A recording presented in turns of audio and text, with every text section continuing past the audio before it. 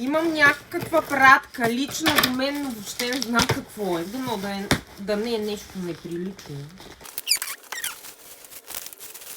Да не са някои суджуци домашни.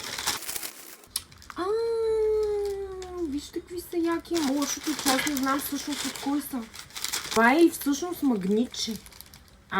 Готини са много. Напишете в коментар дали ви харесват. Факт 8 марта мина, но ето сега преди малко пристигнаха. Сега ще разбереме всъщност от кой е. Честит празник!